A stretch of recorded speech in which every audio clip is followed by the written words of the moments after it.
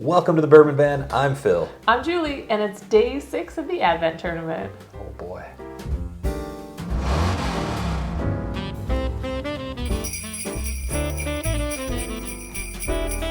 Today is going to be super good. We've got some good matchups. In the first round, we're doing 2 matchups every day.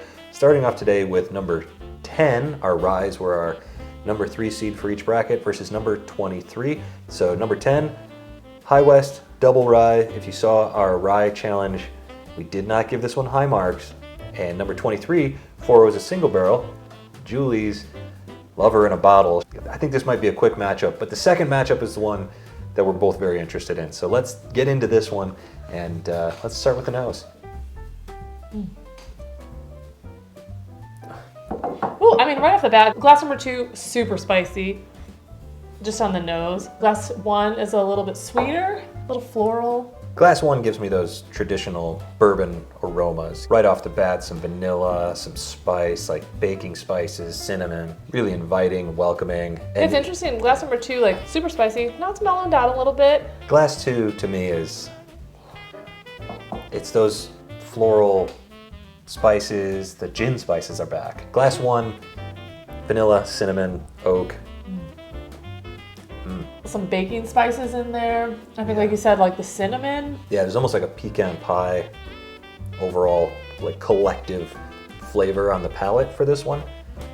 This is glass 1, by the way. It's pretty warm. I'm not getting the full like hug. I'm getting it more up in like, almost like your nose. Like it's just kind of like sitting up here a little bit more. So Four Roses Single Barrel is a 100 proof product. The High West Double Rye is 92 proof. So not a huge difference between the two proof-wise. What's going on over there? I'm having flashbacks of a couple weeks ago. No. I mean, we're several minutes into this review. I don't think I've taken a sip of glass 2 yet. No, because anyway. Because I'm having whiskey PTSD. I don't even know if I can do it. Let's take a sip. So we will say, we did the rye challenge, I don't know how long ago, a week or 2 ago. It's been a couple weeks. Like we were anticipating, we got a little bit of a pushback because we put High West in our number 4 position across the board. Fourth place. A distant fourth. Well, we heard a little blowback regarding that because people feel really strongly about High West. We're convinced at this point, maybe not convinced, but pretty sure that maybe we just got a weird batch. It's possible it's just not in our... Yeah, double rye maybe just isn't for us. And we know that there are some very well appreciated and sought after bottles that High West makes. I think if anything, maybe we need to go out to Park City with the Bourbon Van and see what the fuss is about with some of their other products and maybe try this at the source. We're not writing off High West at all. I think we just need to try some more. Glass 2, still like spicy. I think it's tasting better than my initial sip. I'm getting a little bit more used to more of those rye spices. That first sip was like pretty jarring, and it's probably because these two are so different. Yeah. I mean, you're like one end of the spectrum to the other in terms of flavor profiles. You know, you're right. Tasting High West Double Rye, I'm not gonna even act like we don't know which glass is which at this point. The Four Roses Single Barrel, obviously glass 1. High West Double Rye is glass 2. Trying it next to all those other ryes didn't do anything for it, but there is something fun about blind tasting side by side with various things. And putting it right next to this really flavorful traditional bourbon, I think it opens up something nice in it. I'm getting more sweetness here than I got at all during that other rye challenge. It's a fine drink. Like, I can see what people are talking about now. Yeah.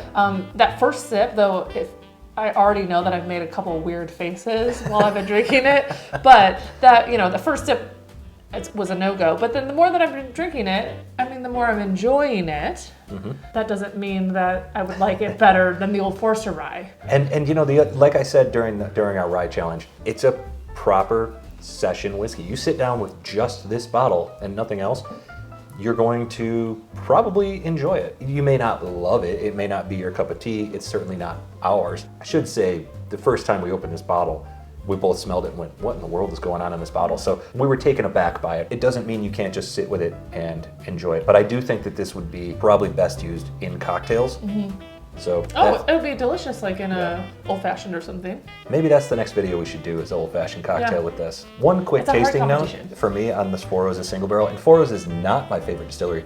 I enjoy the yellow label for being what it is. Yeah. It's super affordable, very sweet, very lovely as a daily sipper. This single barrel I like, and I haven't really had much of this. No. This is your jam here. What I'm getting tasting notes wise right now, cinnamon, sugar, little dough. It's churros. It's Southside churros. I'm back at Comiskey Park in Chicago. I'm getting those churros. We're acting like we know what it is, but let's double check. Let's see if yeah. I got glass B, you've got glass B? Yep. All right, it is Four Roses single barrel. No real surprise. High West will come off the table, but I do like the idea of doing a video with this, making up old fashions or something like that. We'll try more with this bottle. We'll try more with High West, but it's the last we're going to see of this one for a little while. We appreciate everyone's love of High West and the High West brand, so I'm not going to give up on it. And we appreciate what they're doing. They're blending. They're working hard to create something unique. We're all for that. They've got a lot of different products. We'll keep at it. So Phil, the next one, Oh boy. this is going to be good. This next matchup is, stick around. You don't want to miss this. And we're back, and this is going to be a good one. I'm excited about this one. Had this for a very long time, years and years and years. This was brand new this year for me. Knocked my socks off, to be honest. And exciting enough, you can't tell the difference. So this will be a true blind matchup. So Yeah, I'm finally. excited about that. This is something we couldn't have predicted. Woodford Double Oaked is the number 7 overall seed. Again, a wood finished bourbon, which was the 3rd seed in each bracket, and our number 26 overall seed here. This is Eagle Rare 10-year whiskey from Buffalo Trace. You ready to get started? I am really ready for this. This could be tough. I think so. They're They're both delicious. They're both delicious. So. They're both very different. Oh, the smell. I mean, Wow. I just did like a quick comparison, and they're both really delicious on the nose. Yeah, this is a treat. This Which doesn't matchup is always a treat. happen. Woodford is 90.4 proof. Eagle Rare is 90 proof. Low proof matchup. We expect a lot of sweetness. On the nose, a lot more sweetness. My second glass, so the glass on the left, it's coming across like, not tart, but like very sweet. Both very oaky. Glass 1 for me is chocolate bomb. It is all chocolate. Fudge. I'm gonna have to taste that one to figure that out. One more nose on glass B here, and then I'm going in. I'm gonna say both noses Glass B's got nice vanilla. stellar. Honey, But maybe? man, do I love the nose on glass number 2. I don't even need to drink it. I just want to live in it for a while. Goodness. Oh, I like that. Okay. We honestly, we do love both of these bourbons. Before we even get started, I want to note that we have backups in the house. We do. Of both of these. We love them so much. Eagle Rare can be a little hard to find. For some reason, this season, it seems like there's a lot of it around. We're stoked for this matchup. Let's go in. I almost went ahead of you of like, oh no, I should wait. Oh, ladies first, go ahead. Ooh, that's good. yeah, I like that. I had to break through a little bit of that ethanol-y, like the immediate alcohol. There's a heat up front. Yeah, heat. But man, the flavors kick in about mid-palate. I'm gonna have another sip of that before I move on because it's really, really flavorful. Caramel? I mean, I'm getting like melted caramel, just like, Dark sugars. Yeah. Sweet sugars. dang, I mean, it's delicious. yeah, now that we're into these wood finished bourbons in particular, I think we're gonna get a lot of sweetness, but this matchup here should be all sweetness. Oh, it's almost like I don't want to say like a cookie, but like there's something familiar about it, like a little bit old school. I don't know, like an old dessert, like not an old dessert, like Yeah, but like bad, a chocolate cookie. but like a almost dessert like you had like as a kid that maybe you don't make anymore. So there's just something, like chocolate or like a brownie, like a blonde. What do you it's call like those, a blondie or whatever those are? Yeah, like a brownie cookie. Yeah.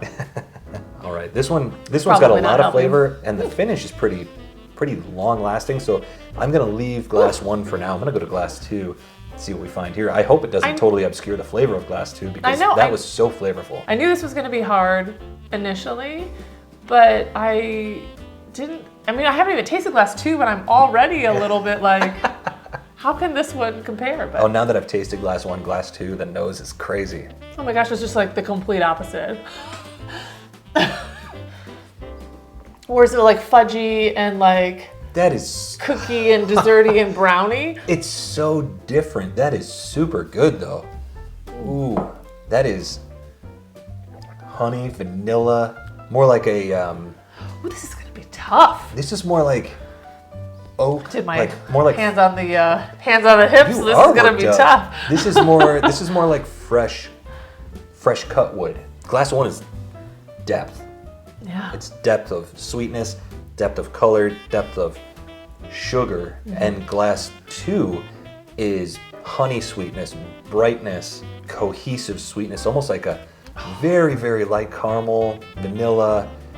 I mean, they couldn't be really as sweet as they both are. They're both, very level sweetness, very level proof point. In terms of that sweetness, they couldn't be more different. They could not be more different. I will say that I had a sip of glass 2 right after I had that one. This one overpowered this one a little bit. I just took a sip of water just to clear my palate, and now the flavors are starting to really come through, like that honey. Maybe even like a white grape, maybe a cherry. Sweetness. Yeah. Some sort of bright fruit. Oh no, this one is.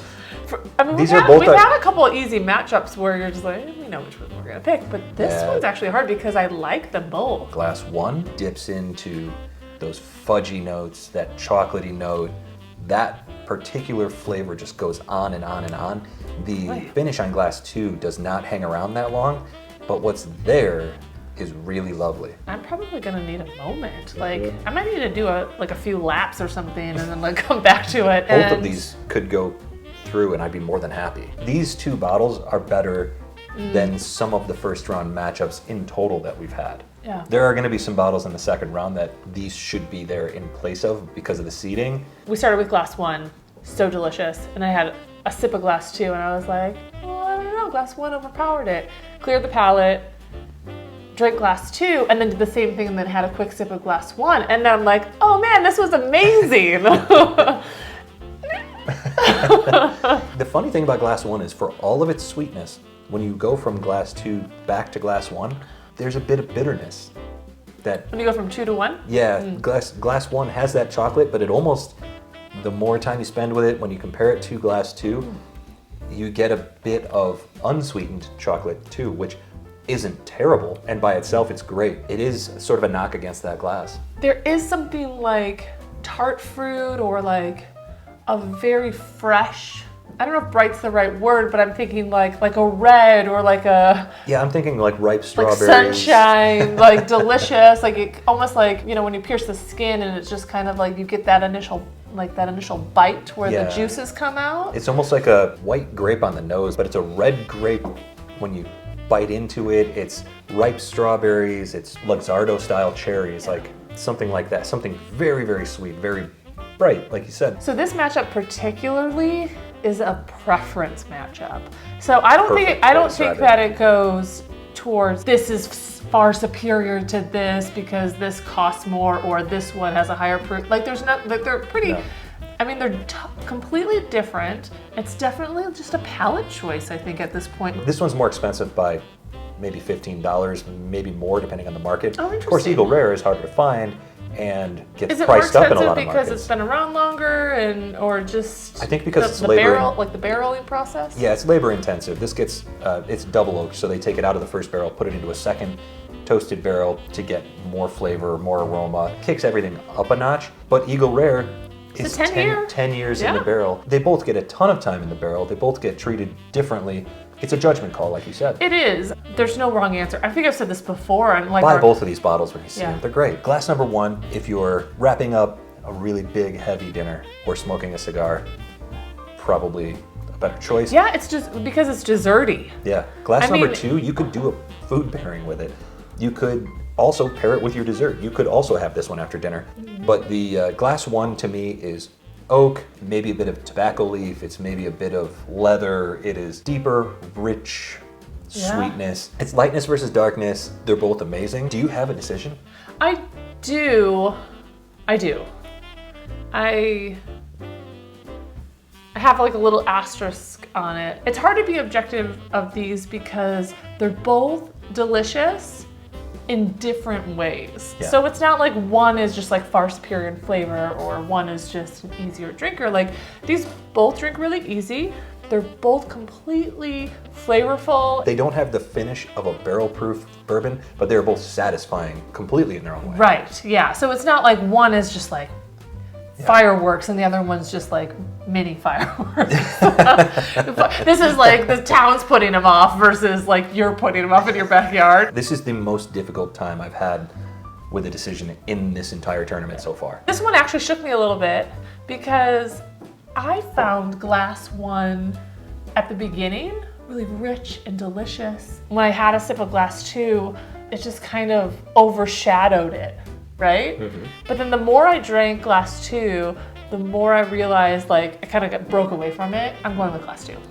On my overall experience from start to finish, glass two. I would agree. Glass one pushes glass two around.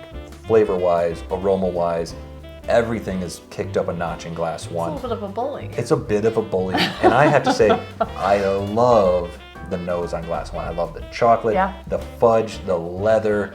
That leathery note that's in there is amazing. Just that on the nose. And you don't, it's not bitter or weird or leathery really on the palate. It's just a fudge bomb on the palate, and it hangs around with that chocolate fudge on the finish. Obviously, to me, this is the Woodford Double Oaked. Glass two, I drank the entire thing because glass one was bullying it so much. And I knew that glass B had more to offer than what I was getting, simply because this one was overwhelming my palate. I love Woodford Double Oaked, but for me, the better sipper here, like you said, the one that you can enjoy more of, the one that's not going to overwhelm your palate, you can pair it with more things, you can enjoy it more in different environments.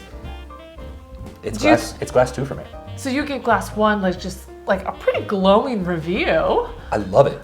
It's been one of my favorite bourbons for ages. It was my gateway bourbon that showed me that there was more to life than Jack Daniels and Jim Beam. So you're saying that with that glowing review, you would put it still behind glass number two, if this is what you think it is. Sure. You would still put it behind here just because it's an easier drinker, or like why? Glass one to me is cloying, overpowering sweetness, and I think that my palate has changed over the years to the point where I really still love that first nose, that aroma, that flavor profile. It's still delicious for a couple of sips. This one, top to bottom, just delicious. So I'm glad you said that, because I will say one knocked the socks off of me from the beginning. But the more that I drank, it was almost too rich. Yep. And then this one just lasted a lot longer, and you could have one glass, multiple glasses, however you're feeling that day. And so I agree. I'm gonna move forward with glass two, and I can't believe this. We're moving forward with the same bracket again. Okay, let's check out glass two. What do we got here? I've got A. And I have A2. All right. A is Eagle Rare. Yes. I think this is the first Buffalo Trace product that you have put through. I know, but I do like Buffalo Trace, so it's kind of weird. This is the first wood finish bourbon that's coming off the shelf. Which I will say, sorry, I did move forward the wheat, so I'm still, I'm diversifying across the. Look at you! What an investment you've made. The Woodfords for me are off the table. As much as I love this bottle.